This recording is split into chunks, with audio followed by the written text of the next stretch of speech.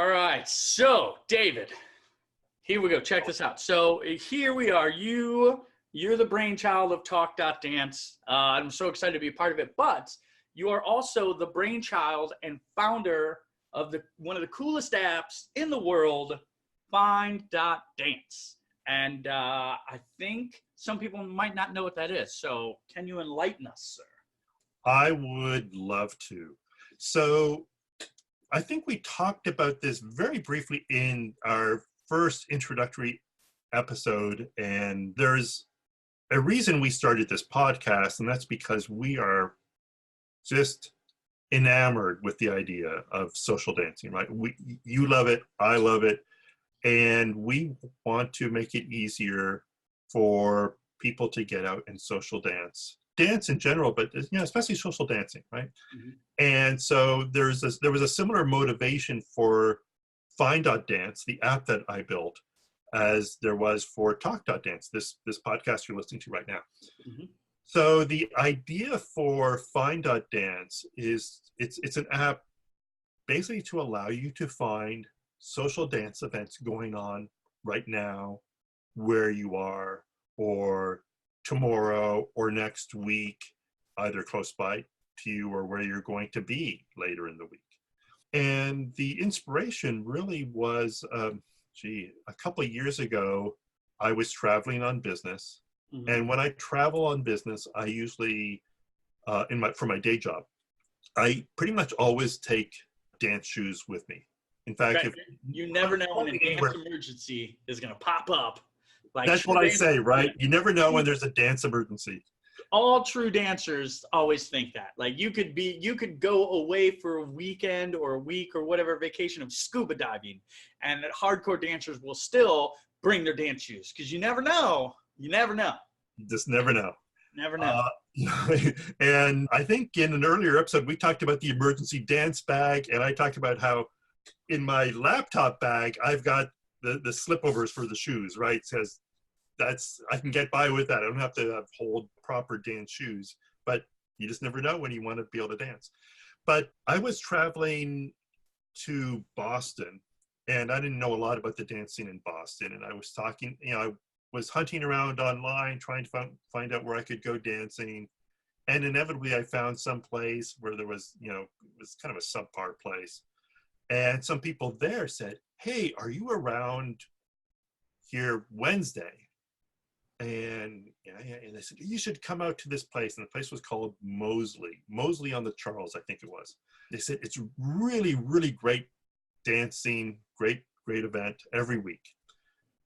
I looked it up online, and the place had an awful website, right? I mean, and in fact, there's one of these places where they're still talking about a dance event coming up like 3 years ago.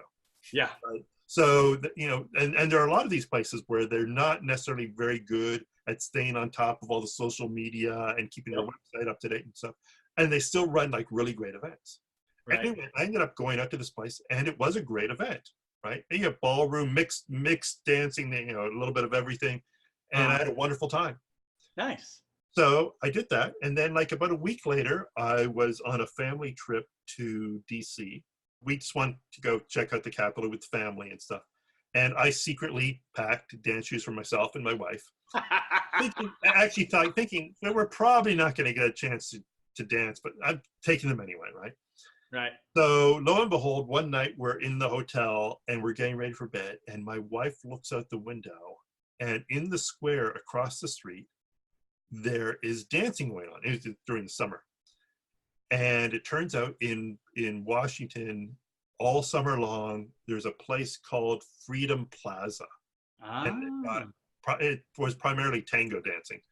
I said, "Hey, guess what? I've got our dance shoes. Let's go." And we went, and we had a nice time. And I thought, wow, this is crazy. Like, it was right across the street. If she hadn't looked out the window, or if our window was facing a different direction, we never would have known. Right? Wow. We would have missed out on that. And that got me thinking, geez, why isn't there an easier way to do this? Why is there not an app to help you like find social dances? And at the time I said, well, geez, David, you work in the IT industry.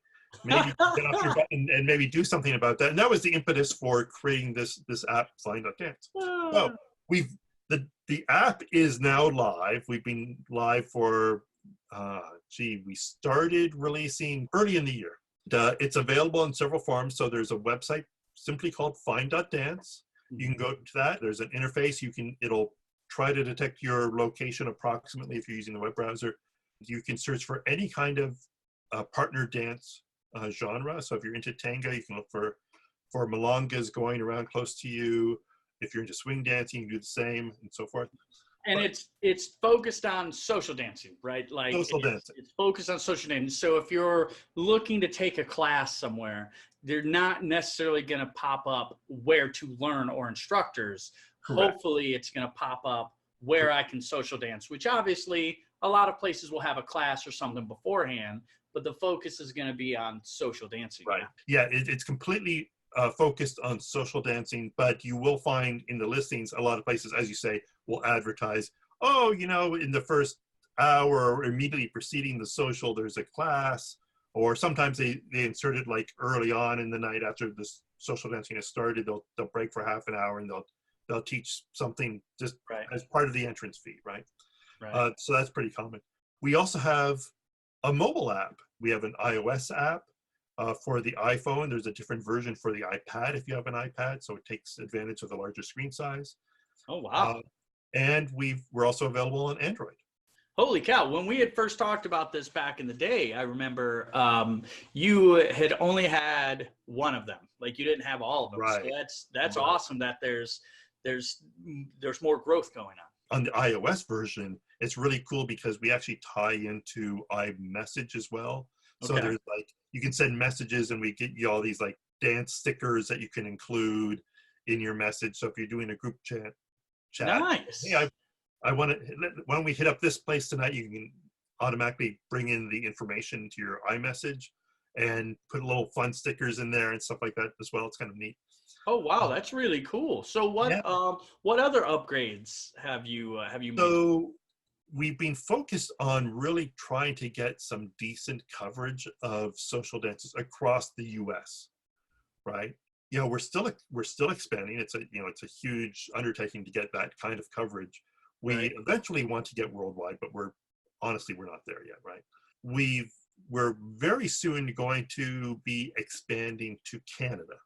Oh. So we did a survey with some of the users a couple months back, and one of the questions we asked, which parts of the world would you most like to see next? Like, we wanted to get some kind of priority.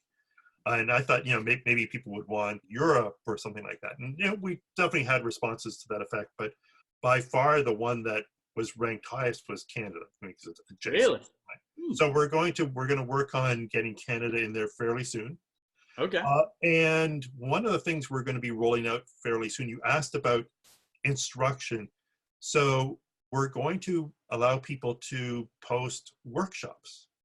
Okay. So generally not like ongoing classes, because a lot of times you will have like a class that runs every week for a month or something, 2 months or something like that, right? But we thought this use case where you're out of town and you want to see what I can do tonight, and and you're looking maybe for a social, but if there was a workshop that might be just as interesting, that kind of really fits that use case well. Mm-hmm. And so we're going to be adding that capability. That's going to be that's coming fairly soon, as well as what we're calling dance getaways. Ooh. So in certain genres of dance, sometimes they go by different names. So sometimes they're dance weekends or dance festivals or congresses. Sometimes people think of them as maybe dance vacations, where you're thinking longer term, right? So for the typical social, it's like, hey, where can I go tonight? And you're thinking very local. For a dance getaway, you're thinking in longer time frames, and your geographic options are a little bit more broad, right? You're maybe let me ask, 2 hours for a dance getaway, right? Maybe even get on a plane. Right. I was just going to say, let me ask this: what will there be cruises or anything like that also included? Yes. Because I know there's at least off the top of my head, there's a couple of dance cruises in different genres of dance that are very popular. Right. And so that's an idea. So we were really kind of trying to figure out what do we even call this category, right? Because like in the salsa world, often they use the term salsa congress, right? Mm-hmm. And which is not a term that resonates so much with other genres. In the end, we thought, and there are things like dance cruises. So we talked about, we're going to call it dance getaways. And so, yeah, we're going to be adding those two things relatively soon. We've got a lot of the design work and some of the back end stuff worked out. We're not quite ready to release it today, but it's coming soon. And so we're really excited about that. Oh, that's nice, man. Yeah, we've got some slightly longer term stuff we're working on that I'm not going to talk about yet. But Ah, I'm going there's to. one option I want you to work on. Yeah. But, you know, this project is a labor of love, and it was really about trying to solve a problem that I want to solve for myself. You know, as I spoke to a lot of dance friends, a lot of people said, yeah, you know, I have the same issue, right? Like in the area where I live, sometimes it's hard to know where I can go dancing tonight. But usually you get to know over time, and maybe you get on certain mailing lists and whatnot. But when you're out of town, you're not on those mailing lists, and you just don't have that experience that you've built up over time. And so it's pure luck of the draw of running into that. Right. So you're relegated to trying to do Google searches, and there's no good Google search if you need to find where you can go dancing tonight. You can say, well, you know, salsa dancing Denver, and you're getting like results about things that happened 3 months ago and this. Yeah. Yeah, or you're getting like salsa classes with no actual open dancing, or right, or you start like having to crawl through different dance studio sites, and it's kind of painful. So that's the problem we're trying to solve, to reduce all the friction, to make it easy to get the information to allow you to get out and dance. So here's something also that I think people don't realize. All the information on the app is inputted by the users, right? So if people have events or dance nights that they go to, they know about, go online, create a profile. It's all free. Create a profile and input the information of dances that you know about. And as much information as you can put is really helpful. But put the information in so that way, sometimes I travel around and I've got family in Arizona. It'd be really nice if people in Arizona could put the hotspots into the app. So when I get out there, oh, okay, good. Well, this night of the week is this or this or that. Same thing for, I live in Chicago now. I'm putting in the where to go dancing here in Chicago. So if you're in the Chicago area, you can use the app and you can see salsa, you can see Argentine tango, you can see West Coast, and that's going to be everywhere in the US, and even you said coming up in Canada, but people need to put the information in. Right. It's all free, as you said. We're making the effort to build the app, but for the app to be successful, we really need the information there. And in many cases, we have the event owner or the venue owner adding information, and that's great if they do.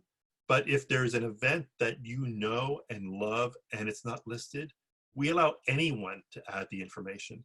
So that example I gave earlier with this venue in Boston, Mosley on the Charles, clearly, just looking at their own website, the organizer of the event might not be the person to be proactive enough to add that event.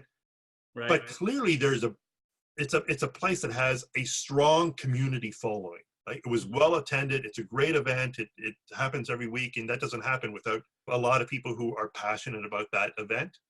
And so any one of them can go and add that event. And there's certain things we do to try to ensure that the information is kept up to date. You know, if you see something that's inaccurate, you can flag it as well, so we can get that taken care of. We're actually adding. We're just about to roll out some capability to ask people to revalidate information that might have been in there for a while, especially for recurring events. Yeah, right? That is Because cool. we don't want to send people to events that aren't happening anymore. Right. Oh, and there's something that, like we talked about in the past, that is an option.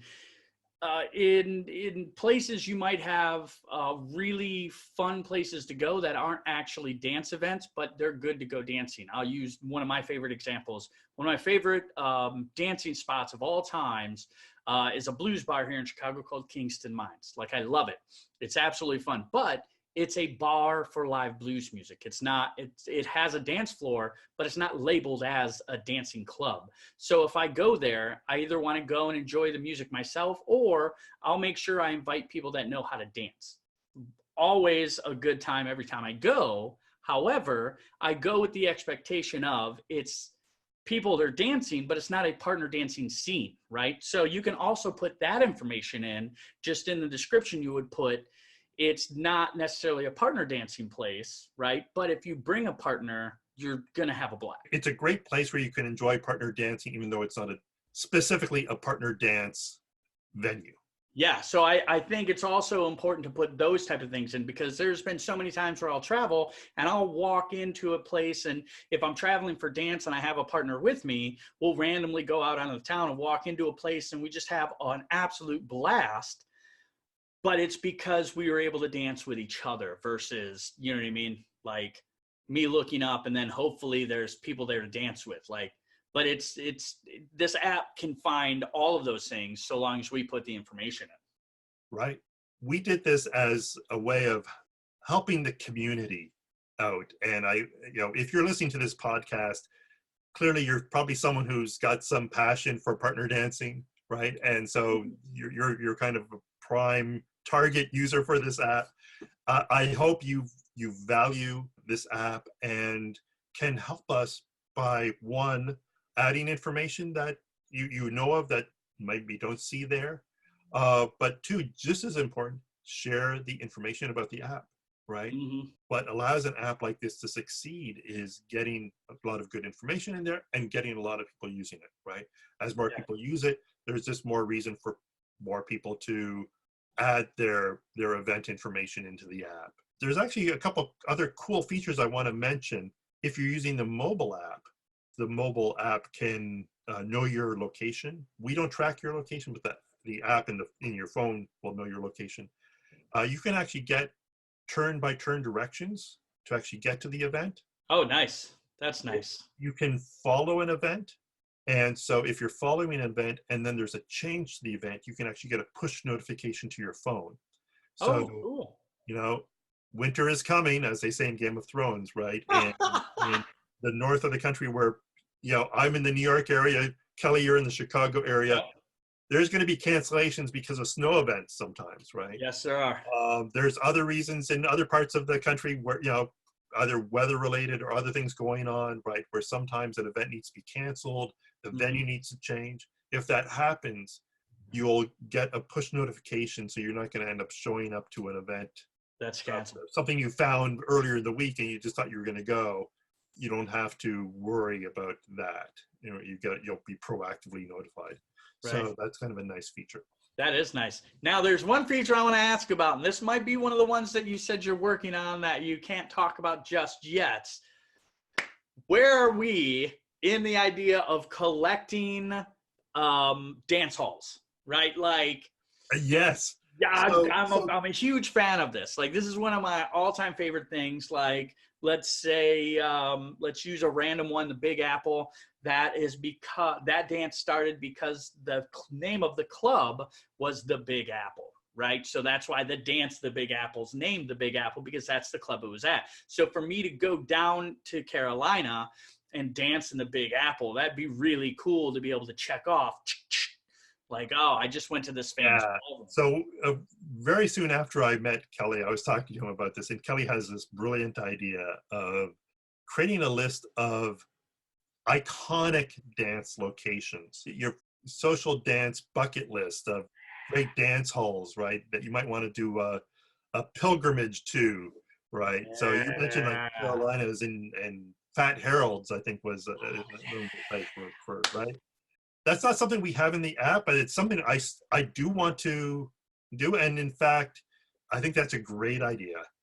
We have to figure out how we pull that off. So yeah, in fact, this is one where I'd like to get input from the community. What are some of those great, really iconic venues that you could put on a bucket list? I want to do that nationwide tour. Yeah. I think you and I, man, let's do this. Let's get in a RV, a Winnebago, whatever, man. Yeah. I so want to do that. Let's start on the east and just drive on out, man. I Yes, love that. yes. And on a similar point, we are really interested in people's thoughts on what other kind of features and things you would like to see that you think would be helpful. And in fact, I'm going to say we're interested in that for both the app and this podcast. Oh, for Right. sure. For sure. We on occasion we make that appeal that we want to hear what you want to hear about in this podcast. And for Find.dance, it's the same for the app as well, right? Are there features and things that you'd like us to consider? But yeah, I do want to do that bucket list dance hall thing. Kelly, I need your input on that. Yeah. Well, Everybody's input. that'll be, so there's like projects you're working on, Find.dance, right? Well, that is the project for Talk.dance, right? So we'll put that together, and not only will we utilize Find.dance to find dancing, but each area has founders or iconic people as well as iconic places, right? So with the Find.dance, we'll go to the social dances. With the Talk.dance, hopefully we'll get to talk to these people who are even maybe just part of a scene or who are instrumental in the scene. Like, I'm really excited about that. Yes. That's going to be next year. We'll do it. Yeah. Okay. So, hey, listen, if anyone has questions about Find.dance, hit us up at info@find.dance. Yeah, happy to help you out. And as always, if you have questions about the podcast, it's info@talk.dance. Very similar URLs. All right. So Dave, like, one of the things that I find fascinating, especially with dance, like many other things, is how we feel versus how we look. There's been plenty of times where I thought, I'm a rock star right now. This is great. And then somehow that dance, got footage, whether if it was at the local dance scene, somebody was Facebook Living it, or if it was at a competition, somebody was recording it for me. And then I watch the video and I go, what on earth was I doing? You know what I mean? Right. I think with any sort of dance, whatever dance you want, I think it's super important every now and then to record yourself. Like, even if you just throw up a camera in your home and you just record yourself doing a step in your living room or whatever. You know what I mean? I think that's super huge. In fact, somewhat recently, within the past couple of years, I started getting back into competing for West Coast Swing. And West Coast Swing has evolved. And so I'm like, oh, okay, I'll try to when in Rome, so to speak. So I'll try to dance it now how I used to know it, but I'll try to dance it how I know it now. And now it's a little more zooky. It's a little more body rolly. It's a little more groovier, right? And to this day, I still apologize to my partner. Oh man, Rachel, I'm so sorry. So we were doing a Strictly, and it was a body roll into a triple, but like some people were doing multiples, right? Because this was about a year or two ago. And so I thought, I'm going to knock this out of the park. I think, if I remember correctly, I counted 7. I was just like body rolling, and it just looked so bad. It looked horrible, like I was attacking my partner. And in my brain, though, I was like, this is going to be the coolest. I'm hitting all the breaks. And even the look on her face as she's just getting body rolled to death. She's just like, what is happening? Right? Well, why are we still doing this? You're phrasing in 7s? You're right? an innovator. See what I mean? Like, there's nothing right about that story. There's nothing correct about that story. And I thought, this is awesome. I watched that video, man, and I was like, we watched it together because after the comp. And I felt so bad. I just was shaking my head, apologizing. I can't believe that I just put her through that. And she was like, oh, what can I do? Like, I was trying to get you out of it, but you were in the moment, man. That's wonderful. That's really great. So yeah, I guess, if you've ever wondered why most dance studios have mirrors on all the walls, it's because it's kind of an opportunity to check yourself out. But certainly, and that's always historically been the way before people had easy access to video cameras, and especially on smartphones, right? Yeah. But I think I completely agree with you. It is very helpful. And for me, it's easier, especially to get video rather than, because you're actually, if you're trying to observe yourself in just the mirror, it's helpful, but you're You you're change also the way you changing dance. what you're doing in the act of doing that, right? Yep. And so, yeah, I agree. The video can be very helpful because I've been shocked myself. Like in my mind, sometimes I think I'm really rocking something. I'm hitting it, or I'm looking really grand. I'm making just spectacular lines or whatever. And then you Yep. watch the video and you think, wow, geez, my posture is like awful, Yep. right? Yep. I'm like, I have a bad habit, especially if I'm thinking. I look down, right? I'm Yeah. not at anything. I'm kind of like staring somewhere beyond the floor, Yep. which is like in Yeah. in my head. And so I'm Yeah. like this or whatever, right? There's so That's many times awful. where I'll talk to my students. I'm like, stop looking down. They're like, I'm not. And they're like, they don't realize that's just their thinking look, right? Like Right, some right. people, like, yeah, mine is I look up, which my partners really hated in smooth frame because I was constantly blowing on them as I'm thinking. They're like, Jesus, Kelly, stop thinking, right? So it was the exact opposite of everyone's normal situation, which is to look down. But if you're looking in a mirror, like you said, you don't realize you're doing that in the natural world, right, so to speak, because it's a controlled environment and you have this mirror here to look at. But when you're out social dancing, like, you don't know the bad habits that you're unconsciously doing.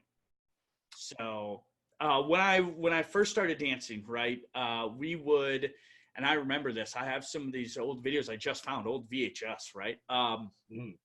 And we'd set up a camcorder or a camera or whatever you want to call it, and we'd set it up in the corner. If we went out to one of the common places we did it was like a bar called Times Square in Pontiac in Michigan, and it was mainly just us swing kids that would go to it. So we'd dance, and then once it emptied out a little bit towards the end of the night, right, we would all then, all agree, and we'd set up a camera, and then we would sometimes just get a floor shot, or sometimes if somebody wanted to focus on something specific, then the couples would rotate in front of the camera, and then we'd watch it, and then we'd break down, be like, oh man, I didn't realize I looked down so much, or I didn't realize, me personally, I've got this weird pointy thing going on. Like when I'm grooving, it's like, yeah, and it's not even like an extended arm. It's like all weird like this. And my previous partners have all had to deal with it, right? Like when I'm in the moment, I'm like, yeah, and they're like, don't bring that out.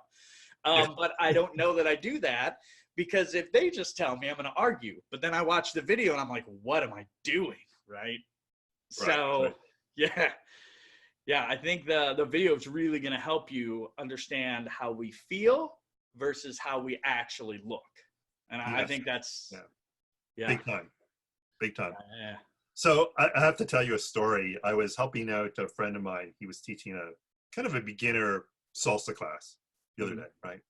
And he was, showing them how to do like a crossbody lead.